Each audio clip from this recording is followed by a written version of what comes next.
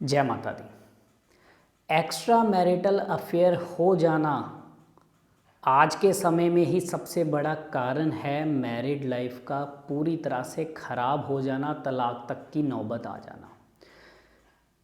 बहुत ज़्यादा केसेस के अंदर ऐसा देखा गया है कि जिन लोगों के डिवोर्स हो रहे हैं आज के समय में उनके अंदर एक्स्ट्रा मैरिटल अफेयर जैसी ख़राब सिचुएशन ज़्यादातर पाई जाती है। जन्म कुंडली के अनुसार कौन से खराब योग के कारण ऐसा होता है, चाहे वो पति का एक्स्ट्रा मैरिटल अफेयर हो, चाहे पत्नी का एक्स्ट्रा मैरिटल अफेयर हो, और इसको हम किस तरह से सुधार सकते हैं, इन चीज़ों की बात करेंगे। वीडियो के आखिर तक बने रहिए।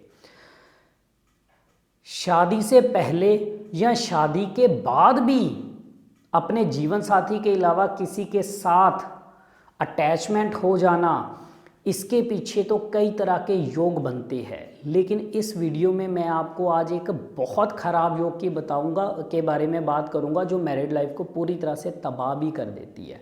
वैसे तो कई योग बनते हैं, उनके बारे में शॉर्ट में आपको बताता हूँ। जन्म कुंडली में सूर्य शुक्र का संबंध हो जाए और इन दोनों में से किसी ग्रह की दशा आ जाए और उधर राहु का संबंध भी शुक्र के घरों के साथ हो जाए, तो ऐसे में भी एक्स्ट्रा मैरिटल अफेयर का योग बनाता है, जिसके बाद मैरिड लाइफ को ये खराब करता है। गुरु शुक्र का मेल एक ऐसा मेल है जो एक्स्ट्रा मैरिटल अफेयर करवा तो देता है, लेकिन ज़्यादा चांसेस होते हैं कि किसी को पता नहीं चलता।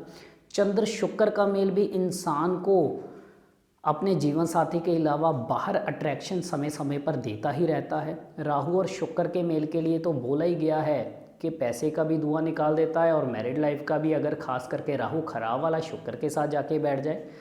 लेकिन इस वीडियो में मैं मंगल और शुक्र के ऐसे मेल की बात करने वाला हूँ जो मैरिड लाइफ का पूरी तरह से धुआं निकाल देते हैं, पूरी तरह से मैरिड लाइफ को डिस्टर्ब कर देते हैं।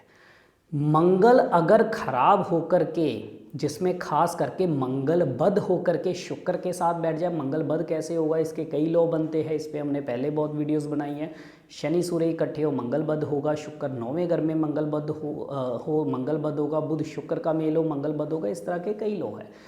मंगल बद होकर के शुक्र के साथ जाकर के बैठ जाए और साथ ही अगर कहीं गलती से भी राहु या शनि की दृष्टि या केतु की भी दृष्टि इनके ऊपर पड़ जाए, तो कहते हैं कि मैरिड लाइफ का पूरी तरह से ये धुआं निकालने का काम करते हैं, जिसमें ऐसे में मंगल या शुक्र की दशा आते ही या जो पापी ग्रह शनि राहु केतु इनके ऊपर दृष्टि डाल रहा है, चाहे उसकी भी महादशा या अंतरदशा है, उस समय के अंदर भी ये चाहे एक्स्ट्रा मैरिटल अफेयर करवा करके मैरिड लाइफ को पूरी तरह से ख़राब करे, या वैसे ही पति पत्नी के तालमेल के अंदर बहुत ज़्यादा दूरियां बननी शुरू हो जाए, तालमेल पूरी तरह से ख़राब होने शुरू हो जाए। ऐसे में मंगल और शुक्र का समय आते ही एक्स्ट्रा मैरिटल अफेयर होने के चांसेस बहुत ज़्यादा बढ़ जाते हैं। इंसान के स्वभाव में गुस्सा, फ्रस्ट्रेशन होने के कारण अपने जीवन साथी के साथ बन नहीं पाती, और ऐसे में ये एक्स्ट्रा मैरिटल अफेयर चाहे नई नई शादी को हुए, चाहे 2, 4, 5 साल ही क्यों ना हुए हो, चाहे इंसान की उम्र 40 साल से ज़्यादा हो या 50 साल से भी ज़्यादा हो जाए, तब भी इस तरह के खराब हालात दे जाता है। हमारे पास ऐसी भी कई कुंडलियाँ आती है जिसमें इंसान की उम्र 40 साल से ज़्यादा है, 50 साल से ज़्यादा है, उसके बावजूद भी इंसान का अपने जीवन साथी के अलावा बाहर अफेयर होता है। तो ये एक बहुत ख़राब योग है। ऐसे में एक और लॉ बनता है कि ऐसे में मंगल शुक्र का मेल हो, मंगल बद और किसी पापी ग्रह की दृष्टि आ जाए, तो इंसान के खुद या उसके जीवन साथी को आग लगने का डर भी होता है। तो ऐसे लोगों को आग से भी बचाव रखना चाहिए, आग से जलने तक का डर रहता है ऐसे लोगों को। उपाय क्या करना चाहिए?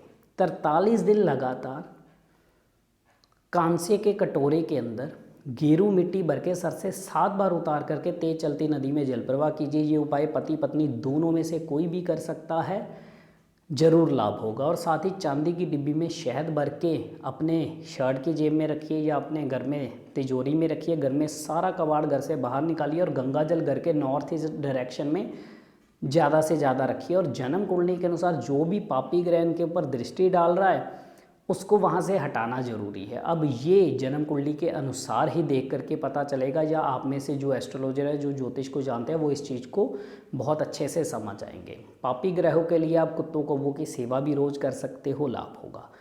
और भी विषयों पे हम आपके साथ जानकारी साझा करते रहेंगे। इजाज़त दीजिए। जय माता दी।